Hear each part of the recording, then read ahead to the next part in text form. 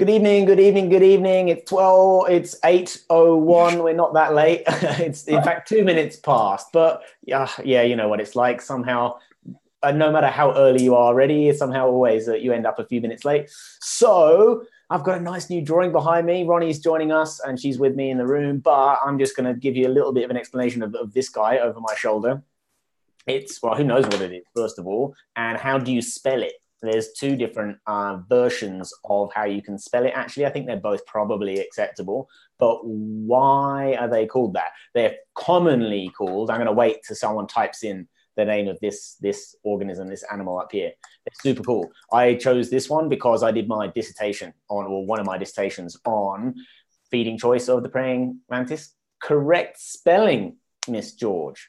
Thank you very much, Mr. Thompson. So yeah, because they sort of sway, and they sway because they're like in the leaves, mimicking leaf movement in blowing in the wind, and they have their two raptorially adapted front legs up here like this, and so it looks kind of like that they're praying in church. And they also walk on four legs, which is kind of weird for an insect, right? Obviously, insects have 6 legs; they have 6 legs, but the front two are basically permanently adapted to for like chopping up bits of other organism or catching, mostly is what they're for, and they've got these spiky things on them. And I was looking at, I'll explain my praying mantis dissertation in a biology lesson because it's a bit more relevant to that. And today we are doing some maths. How are you doing, Ronnie? I'm doing good. I'm just trying to share my screen so that we can get started, because obviously maths is quite writing based. Lots of trying to imagine 4x's cubed. Yeah, exactly. Well, 4x cubed isn't the same as 4x cubed, obviously. So we have to write it. But right, so share, and then. Hey Sarah, Baby Witch, what's your name? I feel like I can happily call you Baby Witch, but I feel like a name is probably a bit more appropriate than Baby Witch. I don't have any paper to write things down on today. I'm badly organized, obviously. I've moved into my little studio. Can someone explain Brainiac? We can do a full Brainiac explanation for sure. Oh, I think I'm seeing your screen, or about to, Ronnie. I've just got. Can you actually? Because I can't. So, I mean, it can see. It looks like it's trying to. Well, tell me when it can, because I can obviously see my iPad physically in front of me, but I can't see it on. Yeah, I've just got black screen at the moment. Yeah. Let me try it again. It says it's sharing. Hey Jemima. Hey Ha. I'd try stopping it again. I am. I'm trying it again. Just the old stop and start again. Turn it off, turn it on. It worked. It was working a second ago, wasn't it? When we in test, it worked. There you go. There we go. It's in operation. Cool. So I just need to make sure I can see chat. Good. Right. Ideal gas equation, Ha, is not mathematical. Oh no, hang on. I think YouTube's just catching up with us. We're good. Carry on.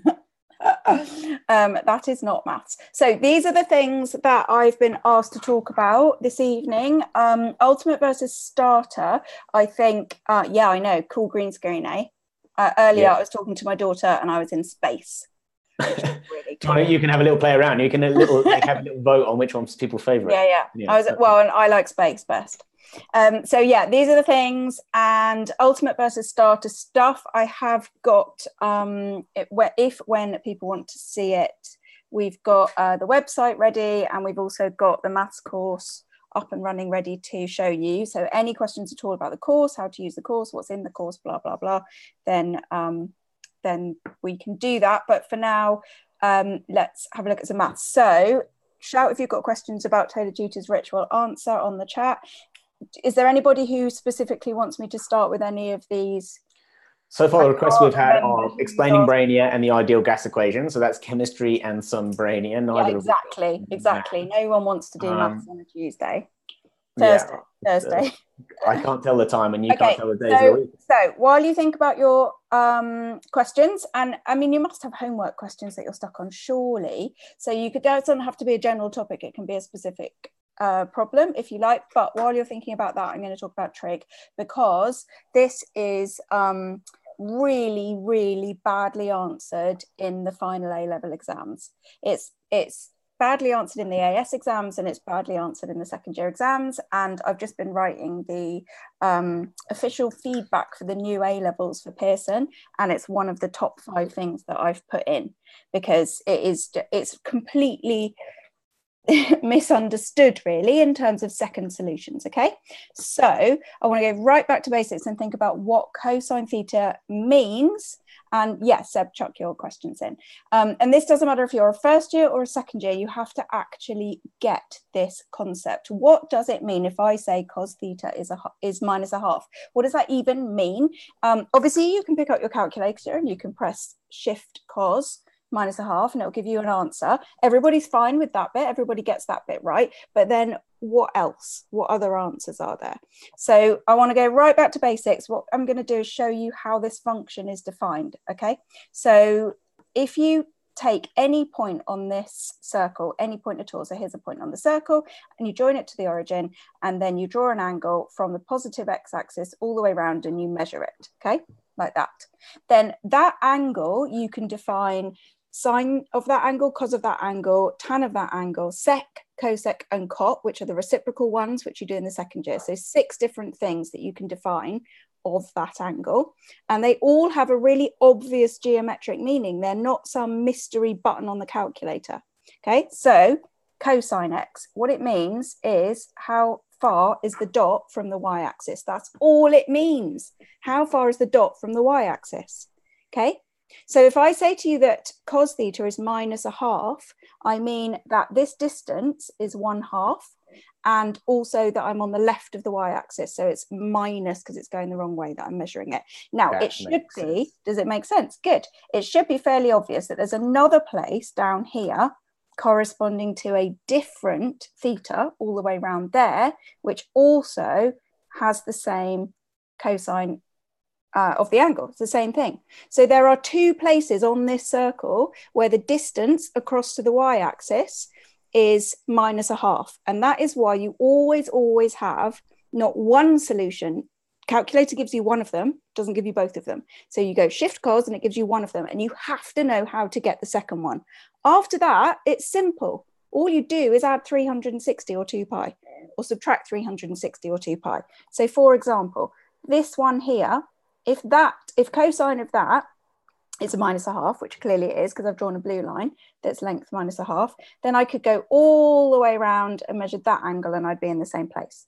So 360, add the first one, is still going to be a solution. It's still going to give you that blue line as a half, and it's still going to be on the left-hand side.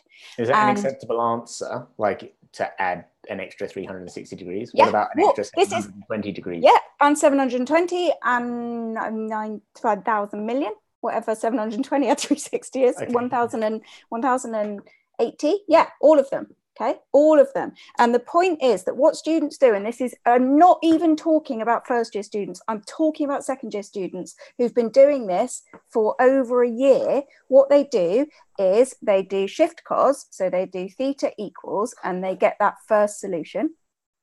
And then that's the end of their answer. And you have to give all of the answers in a particular range. So you can't just do that. You can't do shift cos and then move on. And if you understand what cosine means, that it's that distance to the y-axis, then it's really, really obvious why there's 2 solutions. And indeed, there's 2 solutions for sine, cosine, and tan. And they all mean something really, really obvious on this circle. So let's look at sine, for example. We do exactly the same thing. So let's put our dot here. And then we measure the angle from the positive axis all the way around. That's theta. Sine, let's use red for sine. Sine is this distance here. Okay, so wherever I am on the circle, that's what sine is. Now you should be able to see here, this is obviously something I can't do using a pen, that it's as you move that circle, as you move around that circle, this is measuring sine. It's just measuring that height. So if I know that sine theta is a half, I don't know where I am. I'm either there or there. I can't possibly know where I am. There's always 2 solutions. Unless sine theta is 1. If sine theta is 1, then I am definitely, I can't actually make it go on the top. Line. On the line. And if sine theta is -1, I'm definitely there. But anything else at all is going to be 2 solutions, and I don't know which one it is. And it's not that I don't know which one it is, it's that it's both. Okay? So that's what sine is, that thing there. Now, if we change that to cosine, which is, as I said, that blue line measuring across, you can see that this is exactly the same as this. Sorry, not those. One's positive, one's negative. This one here is exactly the same as this one here. And by mucking about with this, by actually, you can do, I just got this by Googling GeoGebra. GeoGebra is brilliant. And for maths, being interactive is really, really important. I'm just trying to move this across so that you can see how that graph pans out. Is that GeoGebra? Oh, right. Yeah. It's a very, very, you kind of need it for maths, GeoGebra. There's GeoGebras of everything.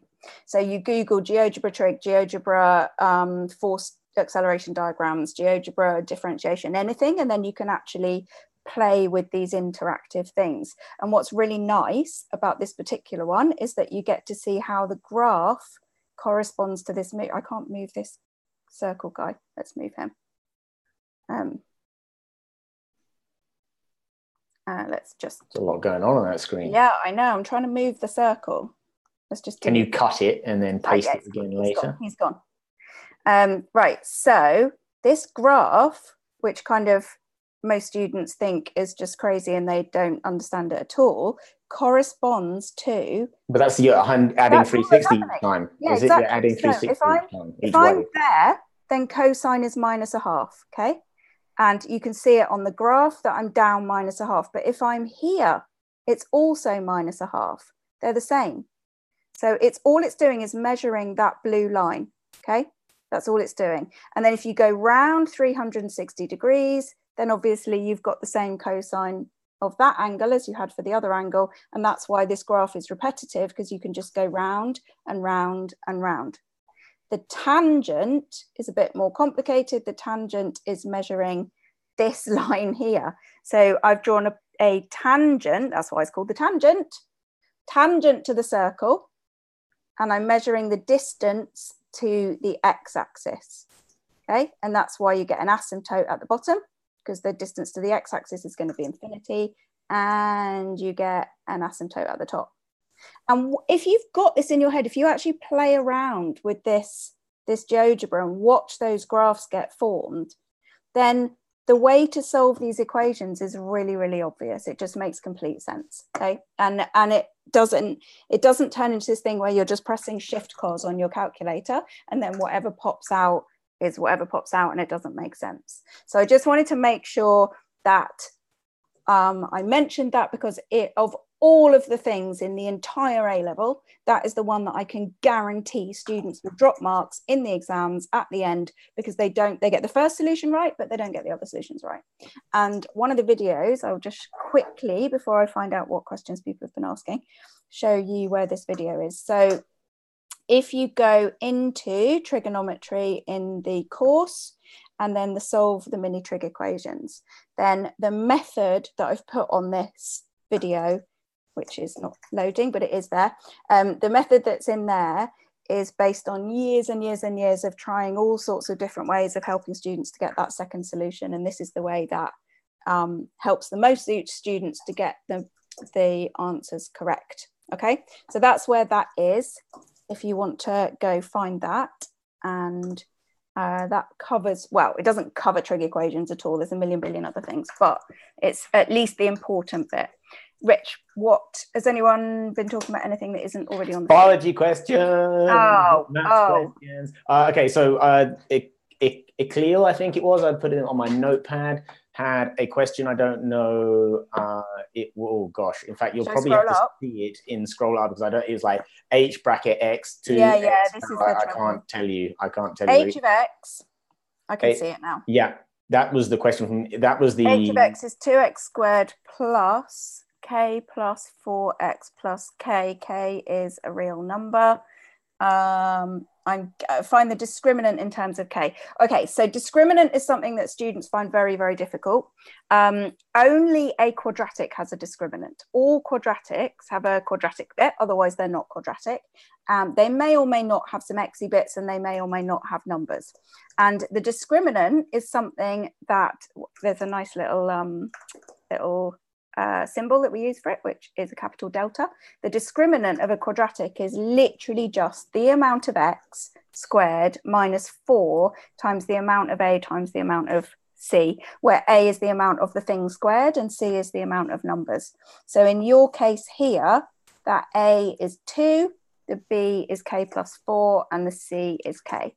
And that's literally, if you just want to find the discriminant, then the discriminant of this quadratic would be B squared minus 4AC. What does this discriminant do? The discriminant tells you how many solutions that quadratic has. Now this is going to change depending on what K is. Oh, have I got Desmos? If you haven't got, let me just check if I've put Desmos on. Yes, I have, hooray. Okay, so if we go into, Desmos is the most wonderful, brilliant thing. Y equals, okay, let me see if I can remember that quadratic. What was it? 2x squared plus, Rich? Or are you doing biology? Give me 1 second, I can read it. It's K plus 1. K plus 4. K plus 4. And then close bracket, X plus K. K plus 4 K X, is a real constant. K plus 4x plus K. Yeah? Not K plus 4 X plus K. It's K plus 4 X plus K. I can send you the line in the chat. Yeah, no, that's definitely right. Then what you do is you add slider. Add slider, please.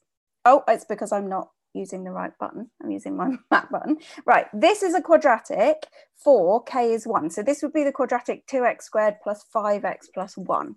Okay, now if you don't have a K in that X term, then all that K on the end does is move it up and down. But having a K inside that X, it makes it much more interesting. Watch what happens when you move this K. Whoop, whoop. Look at that, Rich. It's doing all sorts of weird things. It's just bouncing, yeah? So this is, as I change the K, it bounces around. Right, Rich, how many solutions does it have now? Okay, well, let me look. How many? The solution is where it crosses the x-axis, the horizontal axis. I know my x and y axis just about. Good. So how many solutions? Two solutions. How many solutions now that I've changed K to 4.2? 2 solutions. How many solutions now that I've changed K to 1.1? 2 solutions. Now how many? Am I going to get an A in A-level maths? Yeah, you will if you attend all my webinars. So regardless of the K, can you see? Can it go above 0? Can it be an integer on the y-axis above 0? That is the highest it's going to go. The absolute highest I can get it is there, which is K is, let's see, something like K is minus 0.1. It might even be 0, to be honest. K is 0. It's the highest I can get it. But it doesn't matter. The discriminant is always going to be positive because this always has 2 solutions. Whereas if I change it, if I move it up a bit, so I'm going to put, instead of K, I will put maybe 5K.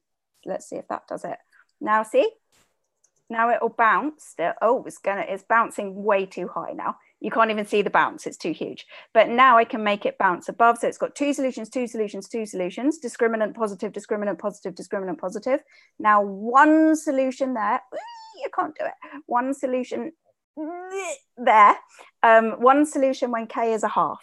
So if you sub K as a half into that quadratic, you get a quadratic with 1 solution. And then look, if I make K bigger than a half, no solutions. 0 and that's solutions.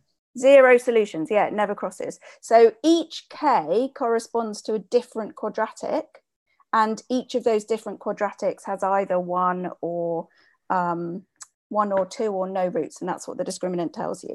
So the discriminant is literally b squared minus 4ac, and if b squared minus 4ac is bigger than 0, then you have a quadratic with 2 solutions. If b squared minus 4ac is 0, then you're looking at a quadratic with 1 repeated solution. And if b squared minus 4ac is negative, then you've got no solutions. Okay, hopefully that answered your question. If not, just shout. Oh, there you go. Hence or otherwise, prove that h of x has 2 distinct real roots for all values of k. So what we need to do, if we want 2 real solutions for all values of k, which is what we saw, that's what Rich was saying, 2 solutions, 2 solutions, 2 solutions, doesn't matter what k is. We need to prove that that's got 2 solutions. That means we need to prove that this thing here is bigger than 0. Now, that is not the easiest thing in the world to do, because you've got a minus 8k. So it isn't always bigger than 0. Is that, have I copied that right? Or is it minus k at the end? Shall I send? I'll send it to you in the chat so you can have it. Oh, no, I can see it. 2x squared plus k plus 4x plus k.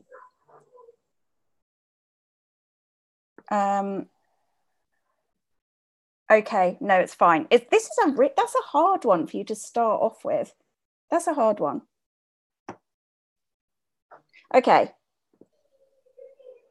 How can I explain this? Okay, the easiest way to explain this, I think, is as follows. What you almost always get in this situation is something looking like this. K plus 4 squared plus something. Okay? And then this bit here is always positive because it's something squared. And then you're adding on something that you know to be positive usually. So this is what always, not in this case, this is what almost always happens, is that you get something squared and then you add on something positive, and therefore you've got something positive, add something positive, and therefore it's positive. And if the discriminant's positive, then you've got two real roots. In this case, you've got a minus, which makes it a lot harder because you've got to prove that this quadratic here is positive. So consider this quadratic here.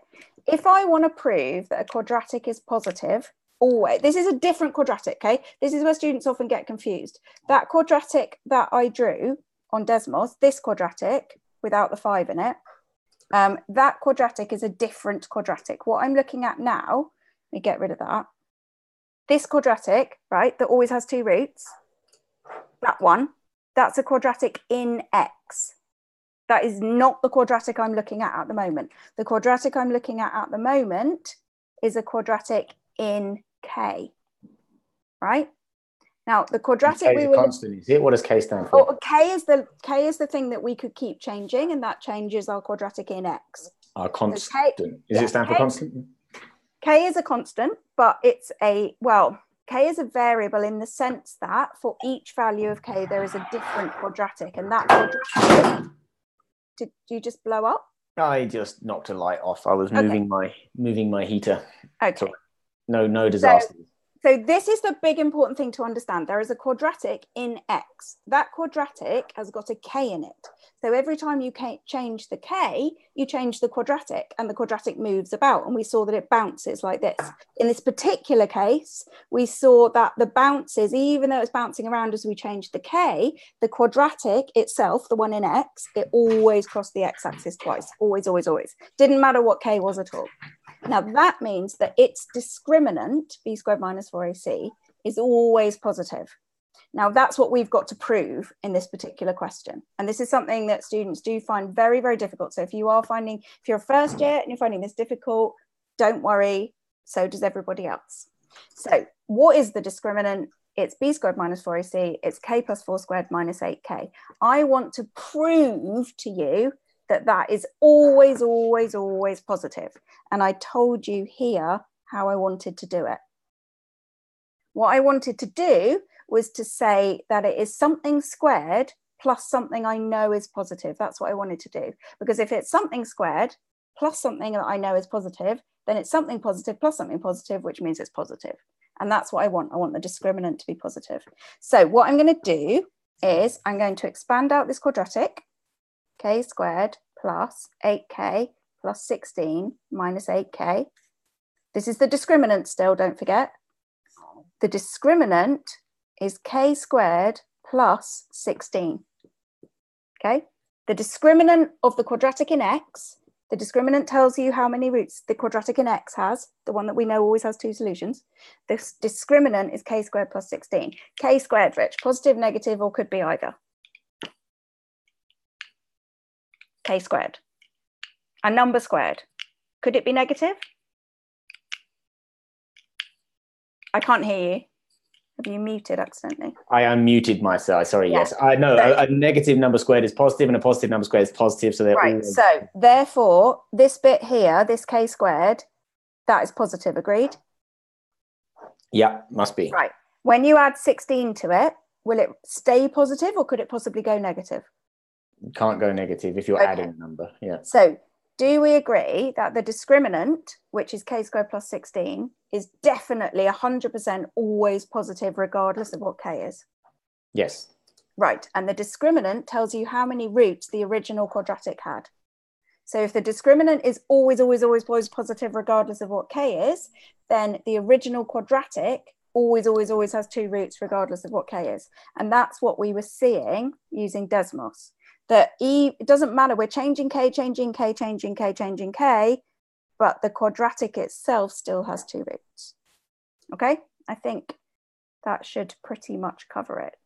We got any Sweet. other... There was an additional question from Mo. It's on my notepad. It was, can you help me how to find the gradient of the functions? Is that relative to this topic or is that a separate topic? Gradient of functions is differentiation. So it depends which function. Mo, first year or second year? If you're in the first year, then the only thing that you need to differentiate, so you've got 2 functions, right? You've got your y function, which tells you the height of the graph. So you've got like a graph doing this, and if I put this particular x in here, then that there y, that height there, that one, that y corresponds to that x, and the y tells you the height of the graph above or below x. There's another function called dy by dx. This one tells you the height of the graph, and this one tells you the gradient of the graph, because you might be interested in either of those. You might be interested in, okay, say this is a graph of profit. How much profit do I make on day 3, where x is the day? Or you might be interested in what is the maximum profit. So you might be interested in where that gradient is 0. That's the way to find the maximum. So the y equals x squared at x equals 3? Okay, so y equals x squared. There's a really easy rule for if you've got a polynomial, which is just a number x power. And the rule is that you take the number and the power. I've said those the other way around than I circled them, but anyway, you take the number a and the power n and you multiply them together. And then you reduce the power by 1. Okay, and I can prove why that works if anybody is interested, but that's the rule. Pull it down, take 1 off is how people remember it. Pull it down, take 1 off. So sounds almost a bit rude. It's not, it's maths. But so if we're doing, what were we doing? X squared? It was, let me go back to the right window, x squared at x equals 3. X squared, right. So x squared, the graph of x squared looks like, let's just draw it out. So y equals x squared, we all know what that looks like. It looks like this. And if I want to know how high that graph is at a particular point, say at 3, and I'm going, oh, I wonder how high that graph is, then all I have to do is take the function y equals x squared, sub in 3.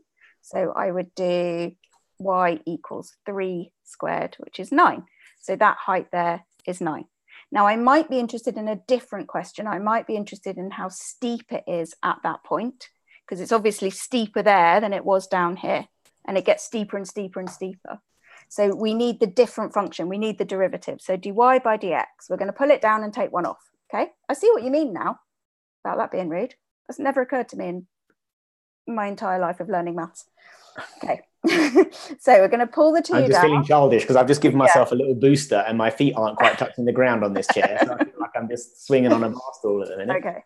We're going to pull it down and take 1 off. Okay. So I don't know if I just move this. So the 2 is going to get multiplied by this kind of invisible 1 here. The 2 and the 1 will get multiplied together. So that's going to give us 2. And then we take 1 off it. 2 take away 1 is 1. You can write 1, but in maths, we don't bother writing 1. We just write x. So dy by dx is 2x. Now that's saying that the gradient depends on what x is, which is obviously true if you look at the graph. I mean, if you have a negative x, then it's going downhill. And if you have a x which is negative but near 0, it's negative gradient going down, but only tiny, tiny, tiny.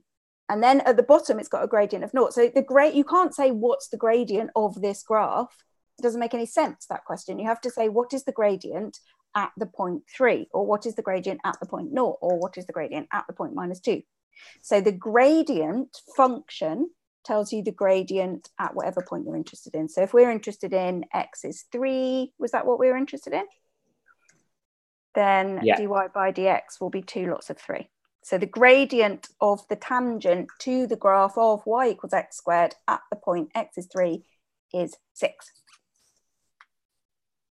Sweet. Okay, that's all kind of makes sense, even to me.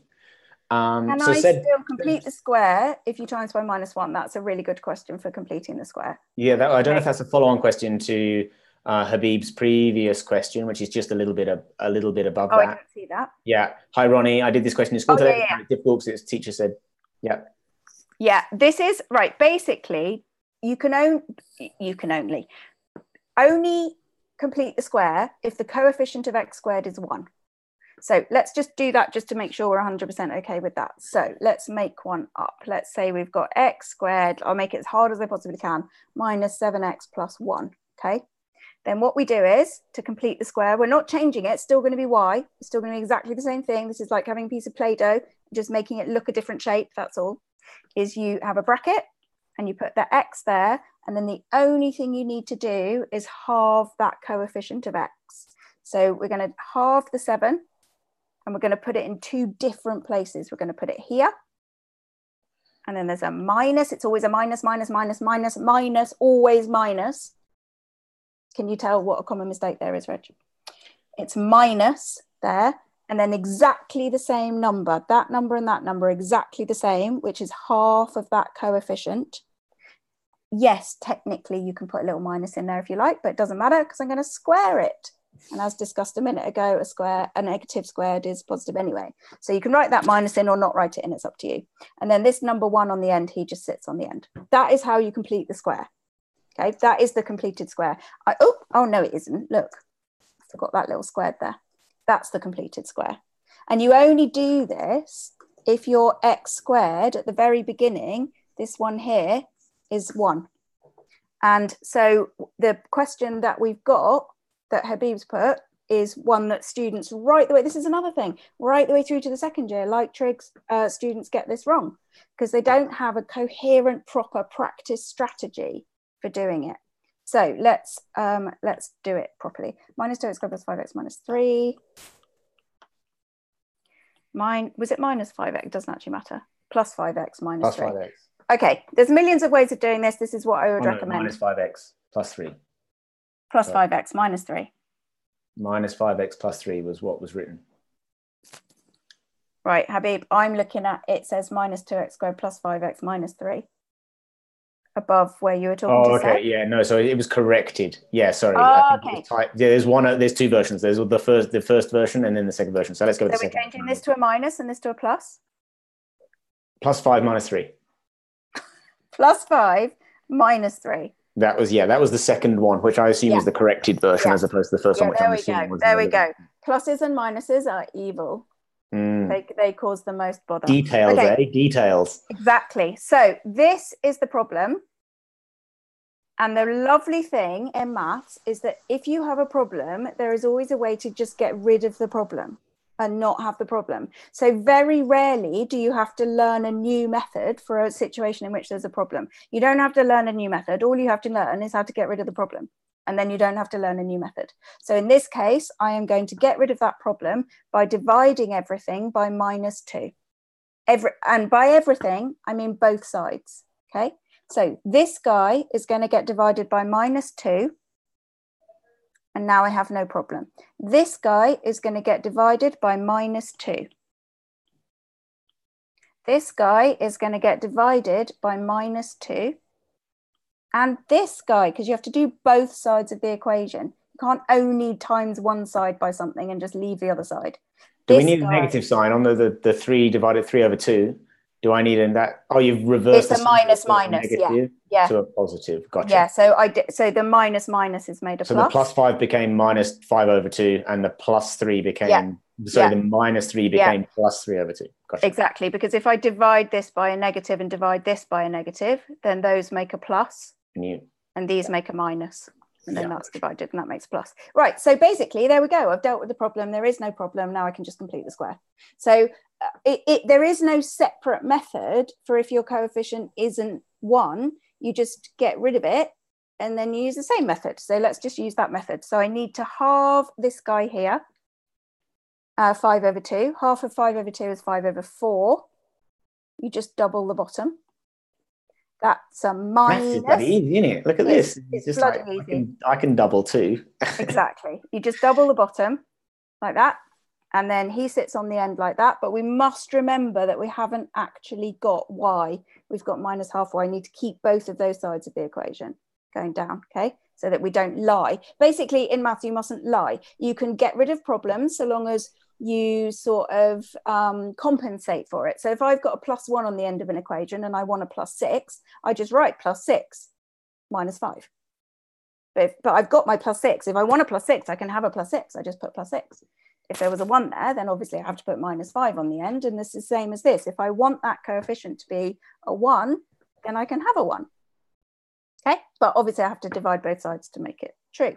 Right, let's just tidy up a little bit because tidying up is important, really. So let's square the top and square the bottom of this fraction.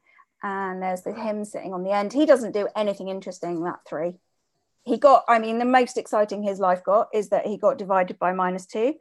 But in a minute, I'm going to times him by -2 and he'll go back to how he was. So nothing exciting happens to that 3. It's the middle bit, that coefficient of x, that the stuff is happening to. Right, let's try to add these up without a calculator, which is something I would never, ever do in real life because it involves numbers. 3 8s are 24. Okay. Affirmative. Yep, my right. arithmetic's just after that one. So let's see, what have we got on the end here? We've got -25 over 16 plus 24 over 16, which is -1 over 16. Agreed? Sorry, I zoned out for a minute there. Yes, agreed. Yeah. Good. So this is -1 over 16, but it's still only minus half a y. I've left the problem on the other side. And now we are done. So now I'm just going to times both sides by -2. So Question, at the beginning, Usman get the problem. Can you factorize by -2 instead of dividing it and not impacting? Yeah. I'll do both for you. I'll tell you why I prefer this one, but it's exactly the same thing. It's exactly the same thing. Let me just multiply both sides by -2 here. Yeah, let's finish method 1. Plus 2 times 2, 8. Right, there we go. So what I did in this method is I saw the problem. Here was the problem, the -2. I got rid of the problem by moving it to the left-hand side of the equation. So bear in mind, all the time I was working here, the problem did not get in my way. It's like I put it in another room. And then I worked on the problem and I sorted it all out. And then I opened the door again and I said, you can come back in now because I've done all the messy stuff. It's all sorted out. What you're talking about doing, the alternative, -2x², hang on, I'm going to go to a new page. So I was trying to memorize that equation. Y equals -2x² plus 5x. Yeah, it was plus 5x plus minus 5 3. minus 2. Yeah. Okay, so what we're talking about doing is taking out the -2. Now, taking out the -2 involves multiplying all of these, dividing all of these things by -2 so that it's still true. So it's the same as I was saying before. You can't lie, but you can change stuff to have it the way you want. So those two terms multiply together to make -2x². Those two terms multiply together to make plus 5x. And those two terms multiply together to make -3. Now notice that what I have here is exactly the same as what I had here. x² minus 5 over 2x plus 3 over 2. x² minus 5 over 2x plus 3 over 2. But in my version, I've got a really clean space to work with because I haven't got this -2 sitting at the front inside another set of brackets where I now need to introduce another set of brackets. Okay, that's why I prefer my way, because I don't like him getting in the way. Because now look what happens. We're going to complete the square. So we go x minus 5 over 4 squared minus 5 over 4 squared plus 3 over 2. Now, students can't use brackets at the best of times. We've got brackets inside brackets, inside brackets. And I noticed that I automatically made this bracket a bit bigger than this bracket. Students don't do that because they're less experienced with brackets. So what you'll get is this. invisible brackets. And this is wrong, correct? That's wrong. That is wrong, because this -2, the way I've written it, only multiplies by that. And the -2 is supposed to multiply by all of this stuff, because all of it was in that bracket. But what happens is that the brackets themselves start to disappear, especially when you've got lots of them. Same thing happens with the trapezium rule. And I'm not saying this even from the point of view of a teacher. I'm telling you, as a marker, this happens in the real exams all the time. Sebastian's saying he uses square brackets. Yeah, square brackets better. But what the square bracket is doing is the same as what I was talking about doing here. It's trying to keep the problem out of the way. Yep, good, Ryan, bigger brackets. But this is another way of doing it, which is a kind of more extreme version. So yeah, and what's Ronnie saying, I think, or like maybe put this in a non-mathematician speak, is that from the experience of someone who's marked literally thousands of papers, you are more likely to trip yourself up and make mistakes if you leave the brackets in than if you do another method to remove that error becomes impossible to make.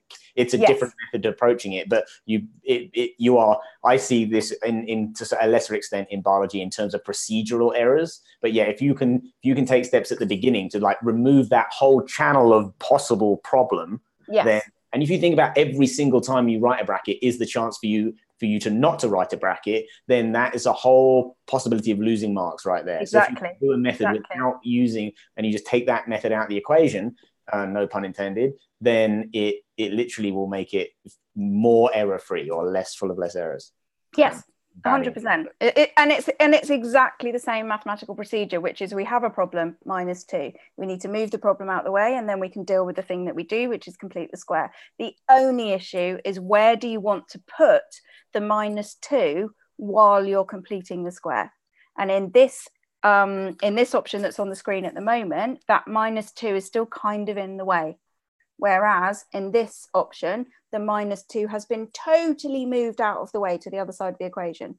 And then it's all what's in that square box, look, in that red box is all nice and clean, and therefore it's less likely to go wrong. And then you bring the 2 back at the end. Okay, great. We had some other questions.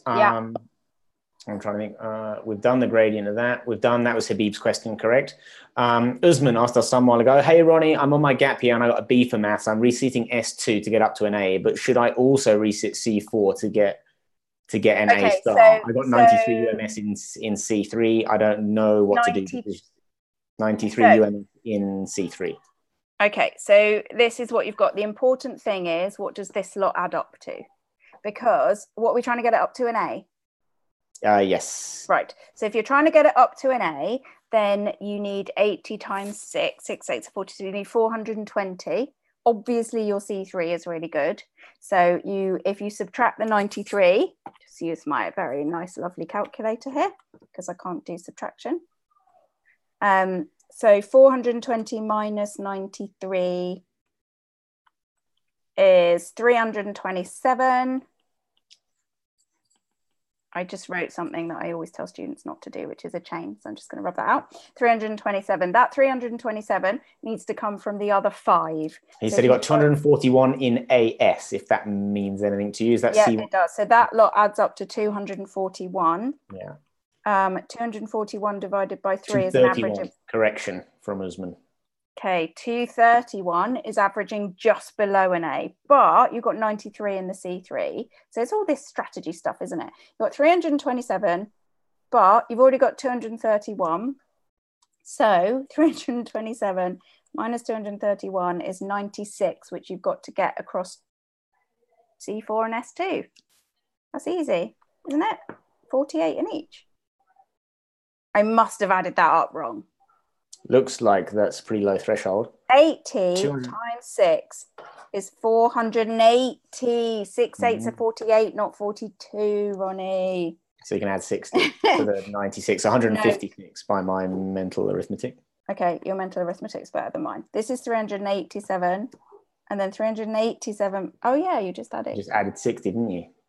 Yeah. It's math, that is. No, it's not. It's numbers. So this is 156, which you've got to get across 2 things, which is 78 on each. I think 78 on each Well, depends on if you know what you got for those. Yes, but it's not just that, is it? It's the amount of time. So if you are doing 2 different papers, then you have to do twice as much work. Okay. Yeah. Good one, Seb. 2 squared is 28. That's really good. That's a very good one. Yeah. So yeah, it completely, with the resets, it does completely depend. If you so some people will redo C1 to get their C1 from 90 to 92.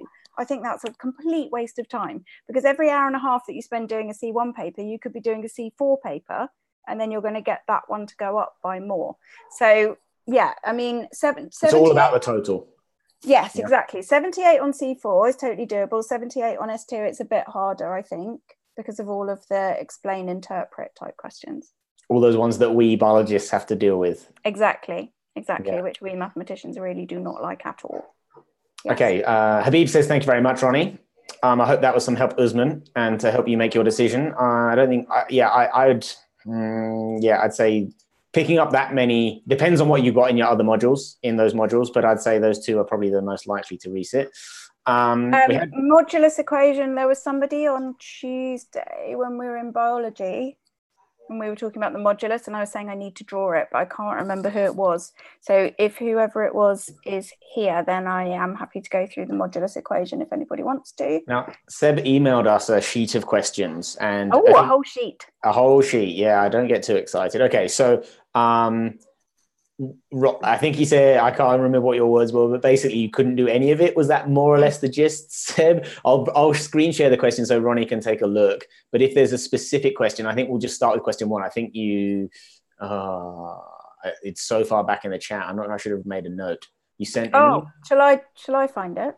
Yeah, I don't know. It was the first one or the second one. Okay, the first question is the power 6 and the second question is power 7. I'll copy that so when I'm looking at the question or when you're looking at the question, let me jump. I can't see it. Can you read it, or is it too complicated? Let me just screen. It's not the most amazing quality in the world, but I think I can boot you off screen share and I can share this. So apologies for the terrible quality. You might need to just sketch this down on your iPad. Right, binomial expansion. I've done a brilliant video on binomial expansion. I guess I could do it very, very quickly. So if I jot down what they are, so x what is it? X add a half to the 4. I can zoom in a bit more. It's not going to help us with quality, but... No, x add 2 minus x an over 8. And then there looks to be a power there. 2 minus x over 8. X over 8, close bracket. All to the 4? Is that what he meant by it's to the 4? Oh, no, to about 6, I think, was the first one. Yeah, 6 and 7. Okay. And then, that's question 2. Yes. Let's just do question 2 for a minute. Yeah, and then it says that f of x is ax plus b times 2 minus x over 8 to the power of... No, 7. I think they're both to the 7. I think they're both to the 7. Okay, question 1 was maybe 6 and these were both to the 7. Given that the first 2 terms are blah, blah, blah, blah, 384 minus 104x, then find A and B. Okay, cool. You got everything you need? Yeah. I'm going to stop that then. You do, Rich's chemistry. Rich's comment was you look like you're from like an 80s school photo album with your green screen on currently. Do I? In a minute, I can be in space. You can be in space whenever you want to. I do like being in space. Yeah, it is really good. Right. Okay. So I'm going to show this very quickly because there is a video on it in the course, so you can just go and watch it. But basically, all you need to do is the 2 and then the x over 8. You just write them down at the side. 2 minus x. Oh, that's not an x. That is an 8. And that's not a... Okay. Minus x over 8. Like this, and then the top row is going to be for the binomial coefficient, and choose R, which is the number of ways of choosing that many things from that many things. So we've got 7 little pots. Imagine 7 cups, and each cup has got a 2 in it and a minus x over 8 in it, and you're allowed to take something out of each cup. Okay, now how many, if you wanted to get 7 2s, then you don't have any choice in the matter. You have to take 2, 2, 2, 2, 2, 2, 2, 2, 2, 2, 7 times. If you want 6 2's and a minus x over 8, then you've got a choice, because you're going to pick up this one x over 8 and you can pick it from any of the 7 cups. So the number at the top that I'm going to write, that is the binomial coefficient, which is the number of ways of choosing a particular combination. So first of all, let's have ascending powers of x. So if we have this one chosen no times. So can I just add a qualification from Seb? Ronnie, I understand it a bit, but I don't know what to do when there is x over 2 or x over 8. Does that make any sense to you? Yeah, but it makes no difference at all. I'm just going to pick x over 8 instead of picking 2. So if I pick minus x over 8 no times, then I have to pick 2 7 times, because there's 7 cups and I'm taking something out of each cup. If I pick 2 6 times, then I have to pick, why do I keep writing 8 instead of x over 8 once.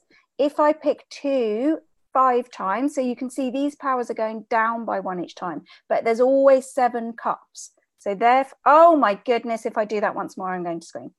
X over 8 squared, these ones are going up. Now, there is only one way for me to pick 2 7 times, which is to pick 2 7 times. Now, how many ways are there, Rich? This gets more and more complicated. How many ways are there? There's 7 cups. 7 cups. Yeah, and I want each cup has a 2 in it and a minus x over 8 in the cup. Yeah. Okay. And what I want to do is pick one thing out of each cup. So I'm picking 7 things in total, but 6 of them are going to be 2's, and 1 of them is going to be a minus x over 8. How many different ways could I do that? How much choice do I have? You said 6 out of the 7 are going to be 2's. Yeah. Yeah. So there's 2, 2, 2, 2, 2, and the minus x over 8. It's just the other thing in the cup, in each of the cups, yeah. Well, there's only 2 possible. You could 2. Is that correct? Like, or is it which 2 are you thinking of? a 2? Any of the 2's is going to come out as a 2, so that's the one option. And then the minus x. Does the minus x over 8? Are there different variations of the minus x over 8, or is there? No. It's just 7 cups, and each cup has in it 2 things. Yeah.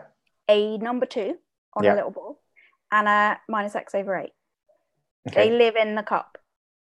And this is not a probability question. You're not asking me the probability of pulling the 2's. No. I'm just saying you have to take a thing out of each of the 7 cups. Mm-hmm. And what I want you to do is to end up with a total of 6 2's and 1 minus x over 8. And I'm asking you how much choice you have. How many different ways could you end up with? Oh, so it's 5th. You could do the minus x over 8 first, and then all the 2's, the minus x over 8 second, and then all the 2's. So 7. Yes, exactly. 7. Yeah. Okay. Now, I'm not going to make you do this, but say I wanted to have at the end of the day 5 2's and 2 minus x over 8's. That's a bit more complicated, right? Like how many ways? Yeah. Sorry, I was reading a comment to see whether you could have the first 2 are x over 8, or you could have the first one and the third one are minus x over 8. So there's loads of combinations, right? And luckily there is a button on this that tells you, on this, you can't see me because you can see my screen. There's a button on the calculator that tells you how to get it, but you can also get it from Pascal's triangle. So if you write the triangle out, and I'm sure students will know this triangle, that's 10, 10, 5, 1, but I've got to get all the way to 7, 15, 20, 15, 6, 1. Here we go. 1, 7. The next one's 21. So there are 21 different ways that I could end up with 5 2's and 2 minus x over 8's. And there are 35 ways that I could end up with 4 of those, 4 of those and 3 of those. And then you just keep going. You keep going across until you get to the end. And then the expansion is this times together plus this times together plus this times together plus this times together. That's it. That's all you have to do. That is it. So you raise the power on these, you remove the power on these so that you're always picking 7, and then at the top you put the number of ways of of having that combination. And then what you can do then to finish off the expansion is multiply them together. That's how you do it. Now, that is going to get, I just cannot be bothered to do those numbers. What is 2 to the power of 7? Lots. See, this is the trouble with maths. It just ends up being numbers, which are just boring. So it's 2 to the power of 7 is 128. So I'm doing 128, which is this, multiplied by 1, because as Rich was discussing yesterday in chemistry, anything to the power of 0 is 1. So this is 1 times 128 times 1, which is 128. Now this, 7 times 64. 7 times 64 times this, okay, is, I don't know what that is. It is 448 over 8, lots of x. Yeah? And then the next one is going to be 21 times 2 to the 5, which is 32, times this thing here. And in the video, I've said, make sure you write out a few lines, because what is the point of doing this too quickly and making a mistake? Just write it out nice and slowly, and then you can type it in your calculator, 21 times 32 divided by 64 to get that number 10.5, which is 21 over 2. Right. That is how you do binomial expansion. You can do it like that in the first year. You can do it like that in the second year. Someone is saying, would you be able to cover binomials with negative indices? That's the whole point of this method. It's identical. It's identical. Say I make this, let's use green. Say I make this guy here a -7. Now this no longer makes sense in terms of cups, right? Good, well done, Seb. This no longer you can't have -7 cups. It doesn't make sense, but mathematically, the process still works. So say I choose -7, then we're reducing along this row, reducing -8, -9, -10, all the way forever to infinity. 0, 1, 2, 3. As you decrease one, you increase the other, so that it always adds up to -7. Now, these here no longer make sense, because I can't say how many ways can I take 2 from -7, because you've got -7 cups. So you have to use the formula for n choose r. Okay, the formula for n choose r, and the second year should know that n choose r is n factorial r factorial n minus r factorial. The second year should recognize that formula. So this first one here, if we a bit more nicely, if you were doing it to the power of -7, then the first one will be a 1, and then it'll be an n, and then it'll be a half n, n minus 1, and then it'll be a 1/3 factorial n, n minus 1, n minus 2. And those are the things that we would normally get from Pascal's triangle. But you can't get them off Pascal's triangle if you've got a negative power, because it doesn't make sense to